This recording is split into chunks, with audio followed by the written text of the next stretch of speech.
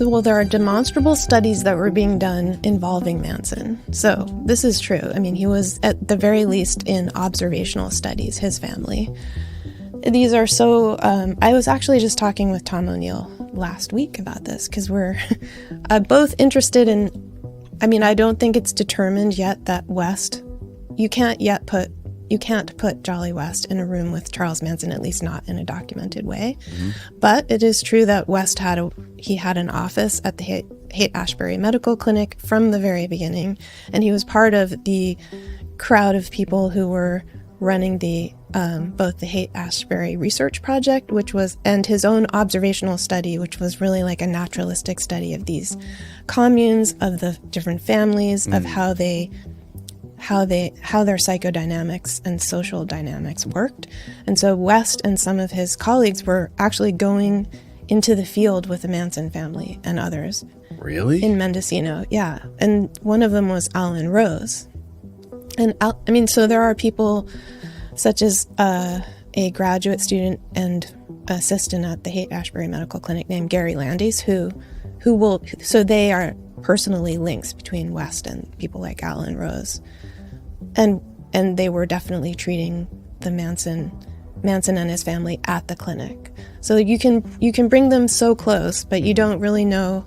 It's hard to tell exactly, if you want to trace West's role. What I do see is that people for many years were saying that the hippies turned from LSD to speed later, and that this caused like the Haight to become a violent and unpleasant place after the Flower Child period. Mm-hmm. And so the Amphetamine Research Project was tracking and interviewing these young, runaways and stuff, starting in 68, I think it was. Yeah, 68. So one of the people working for West, Gary Landis, talks about how he went into the medical clinic and he observed them interviewing kids who were amphetamine addicts, like they were tracking them over time. So West used to say something like, or people used to say, Manson was unusual in that he was a speed addict first, and then he got into LSD, and then he stopped because he didn't really like needles. But his family definitely, this was the lore, why maybe amphetamines didn't have anything to do with the murders or whatever. This is what people used to say. But actually, it does seem that he and his family were increasingly turning to speed at the same time, or amphetamines and speed. Injecting it? Well, maybe not injecting it because he didn't like needles. Gotcha. But, they could be orally taking it, or right. It's not, this is just something that has come up in various interviews.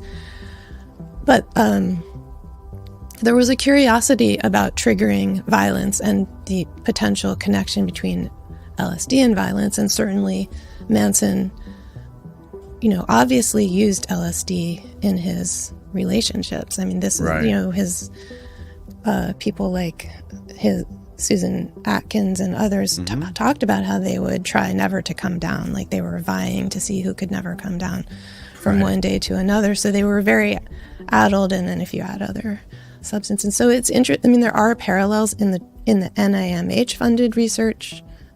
So you don't see the name CIA. You don't see any of these earlier cutouts. What is NIMH? The National Institute of Mental Health. Okay. They were funding a couple of these projects. Right. Because they were just interested. They were interested, and they wanted, on one level, they had an interest in curing addiction. There seemed to be a mass epidemic of amphetamine addiction.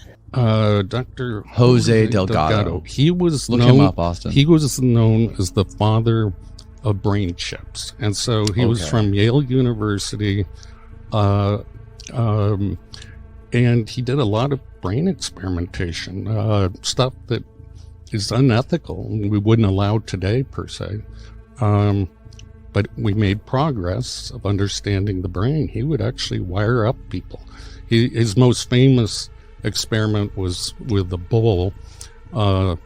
He implanted bull with a radio frequency chip, and he could make a bull stop from charging by pressing a button. And that impressed everybody quite a bit. Wow. But that's using brain chips. And where was he? Was he in the United States? Yeah. But you don't need chips anymore. Okay, this is him with the bull. Yeah, there he is. Dr. Jose Delgado steps into the Spanish bull ring as a bold demonstration of his research. A risky behavioral control demonstration. Wow. And he was working with the government? He had a famous quote, didn't he? Yes, he did. Let's see if you can bring up the quote. Mankind does not have a right to develop his own mind. Austin, pull up his quote. So what was Delgado what did he do? Where was he working from? What was he working in one of the universities here? Yes, he was working at Yale Medical School, and he would insert wires into people's brains, and there's always two sides to the story. Okay, here it is. Man does not have the right to develop his own mind. This kind of liberal orientation has great appeal. We must electrically control the brain. Someday, armies and generals will be in control by electrical stimulation of the brain. And that was in the 60s, I believe. Whoa. So that's heavy. We've come a long way since. Yeah, I mean, if people were openly talking about that in the 60s, where are we now? And where are other nations like China and Russia and Iran? We boycotted recently like over 100 countries from doing companies in China because they were working on mind control technologies. So, it's very much out in the open, but it's just people don't want to recognize their soul, so to speak, can be touched. Their very ego, their sense of self can be altered. They're not in control of their own emotions. That means if you don't have free will or autonomy or choice, democracies don't exist. That means religions don't exist. That means a whole bunch of things. Markets can be shaped, moved up or down at will based on people's preferences. It's total domination of the world. That's how important and why it's kept so secret. I think it's the ultimate weapon, because if you can control the people with their fingers on nuclear weapons, you're one step ahead. So this is kind of the end game. Is full control of the human mind. Stephen Hawking, the great physicist who died a few years ago, warned about a number of times, that even Elon Musk warns about every now and then, depending on his mood, that these AIs could literally take us down, could take us out. Yeah. And there's lots of sci-fi movies in which that happens. I just submitted, for publication, a short story, which is called The Last Confession. And it's about AI basically not only taking out humanity here on Earth, which it does, but it turns out it, thanks to my neural transduction theory, it learns how to cross over to other universes and wipes out all organic, intelligent life everywhere in every universe. So sounds like a P.K. Dick novel. Yes, one of my favorite authors. My point is that AI is extremely dangerous. AI, one of my books is on AI. I used to run the annual Loebner Prize competition in artificial intelligence, which made the front page of the New York Times in 1991 and continued to run for 29 years. It was an annual contest where we're looking for a computer that can pass the Turing test, meaning that can out-human a human, that can behave as human as any human can behave. And so I've followed very, very closely. I've followed the development of AI, a lot of frustrating years, big breakthroughs just in the past 2 or 3 years, mainly with OpenAI and ChatGPT. But people don't get it. They don't understand that if you start integrating AI technology into every other kind of technology, which is literally what's happening right this second, it puts us into very, very grave danger. And that's what Stephen Hawking was concerned about, that we would just do this willy-nilly without any protections. Last year or the year before, Gregory Hinson, one of the top AI experts in the world, who was Google's top AI expert, he quit Google. The way he explains MK Ultra is just fascinating. How it's basically, he had to go to different countries, went to Germany just because he was violating the human right. Like the stuff he was doing, he had a license to kill from the government. Oh, yeah, he was destroying people. So you had him on the podcast? Yeah. How'd it go? It was great. Maybe it was you guys. Somebody asked me if I would go on a podcast with him.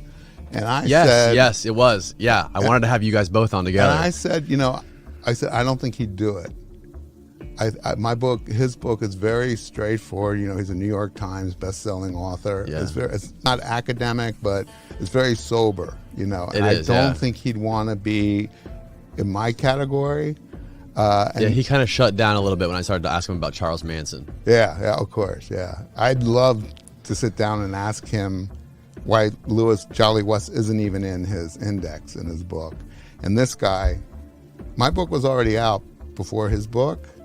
And nobody wants to take somebody else's findings. Even you would obviously acknowledge them. Mm-hmm. But I have the documents. I show that he was Gottlieb's first psychiatric partner when he was at the Lackland Air Force Base in Texas. I have all the letters that I found that West accidentally left in his archive at UCLA, where they're page after page after page describing what kind of experiments they're going to do. They're all illegal on patients.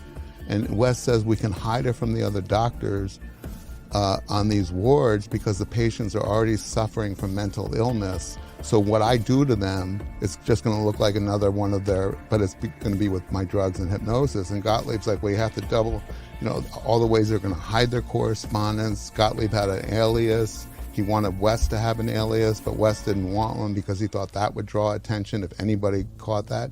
So he did that from 53 to at least 67, 68. I've got a paper record of him corresponding with Gottlieb, and nobody has the unredacted record like I do. Like everything Kinzer saw, here's a little bit of my sour grapes, was stuff he got through other people's Freedom of Information Act requests, and it's all redacted. Because I read his book, he doesn't have new information in there from documents. He's got a lot of great stuff in there that fills in gaps. Mm-hmm. But for him to completely ignore the scientists that John Marks is the whistleblower who was a State Department official who found these financial records for MK Ultra, went to Congress, told them about it, caused a congressional investigation. Seymour Hersh, the famous investigative journalist, worked with Marx, and he wrote the first big stories in 1974 or 5 on this horrifying program that our government did since the early 50s, where they were testing drugs on people without their awareness, making them human guinea pigs, and some of these people died, committed suicide or had massive nervous breakdowns. Right. So I didn't think Kinzer was, if he hadn't even mentioned my findings, I knew that he didn't want to have anything to do with my book. Why would what would be his reasoning of ignoring the stuff about West? Do you want to know what other people tell me? Yeah, I do. Yeah, I'm fascinated by it. Do you know what a limited hangout is? What's a limited hangout? A limited hangout is when an agency uses a media person to release more information than they've released before because it's coming out anyway or is about to come out, to try to keep people from suspecting even worse. I always wonder whether or not with the stuff that they were testing on Charles Manson and the family, like were they trying to aim for a specific result, or were they just throwing shit at the wall to basically see what would happen? Or were they trying to guide them in any specific way, I'm not sure they were even testing on them. I mean, I don't think that's been proven. I think they were naturalistically observing them. And they were just observing them as like wild animals. And also, the problem is with naturalistic observation is people, throughout time they get involved with their subjects. And West himself in his own diary wrote, "I'm getting too close to my subjects." These were he was involved in many different things. Right. And his other of his team also became involved. Like they not only went to, sort of anthropologically observe the family, but they were sleeping with them sometimes, the women, or they sort of get involved, but I'm not sure I don't believe that there were formal, at least nothing in the record, nothing that they would have published or nothing that NIMH would have sponsored, which would have allowed the actually giving or, testing or experimenting with Manson or anything like that. Well, I mean, one of the biggest questions about that, though, is like, why did he kept getting let out of prison by Roger Smith, Well, this is such a good, it's true. It's remarkable. So you can say it is possible. So that there could be clandestine papers, studies, who knows, but Roger Smith it's really odd that he was both, a prominent researcher in amphetamine addiction. He was doing these experiments with mice and with complicated protocols. He was also friends with David A. Smith, who ran the Haight-Ashbury Medical Clinic, and he was Manson's parole officer. Like, that's very hard to understand, and he kept releasing him. But he says that, I think he said at one point, there was a program to try releasing parolees to see if they would do better. I mean, it doesn't really, like a criminological experiment of some kind. It's not easily explained. I think that's why Tom O'Neill's book is very striking.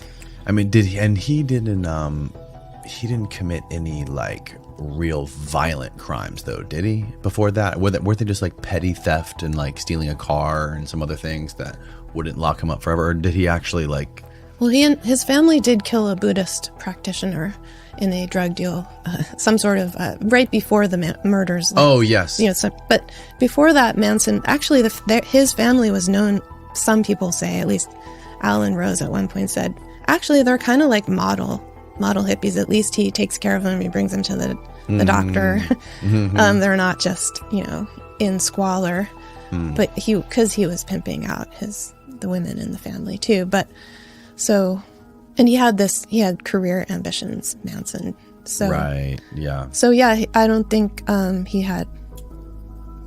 didn't have Boys. He didn't have actually much history of violence that I know of. Like he of course he didn't commit these murders himself. His family did. Right. And so that's why the monkey brain experiments that they were doing at Duke, we can't fathom what us three, if our brains were connected at the speed of thought, could come up with or think about. We have to use vibrations from our throat, deciphered through our brains, through our ears, and then and talk. It's kind of an outdated form of communication amongst brains. Well, I mean, think about it. If something like Neuralink actually came onto the market as a consumer product, that people could get this neural net inserted into their brain, and they could give them the ability to learn new skills instantaneously, or download books within seconds, or like the advantage economically would be astounding. Yes. And more and more people would adopt this in order to compete. In order to compete. But the scale, the downside of something like this is, once you have this, it would be no problem. You would almost assume that the government would be able to have some level of control over this. It would have to, and that's why they're kind of experimenting. What are the potential downfalls? We have a term of mind viruses. How do memes pass? Mind viruses. Could you hack, if all the minds were connected, could you insert a virus that might shut down the human race? That's fascinating. The term mind virus, I've used that, and I've heard it used a lot when it comes to things like QAnon.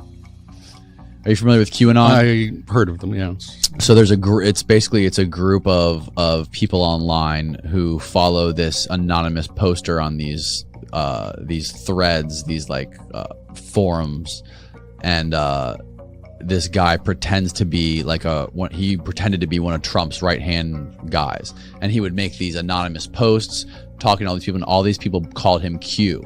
And they thought that this guy was real. This guy was one of the people right next to him. And he'd make these cryptic anonymous quotes. And there was this there was this like super hyper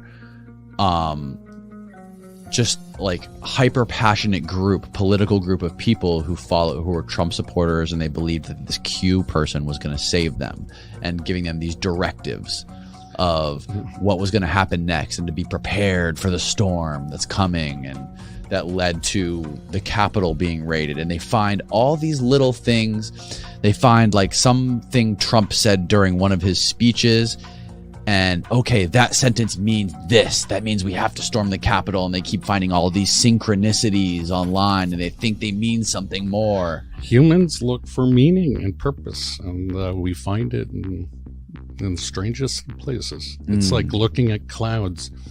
We'll see shapes. Is it chaos or is it order? It almost if anything seems like a mind virus, something like that seems like it's a mind virus.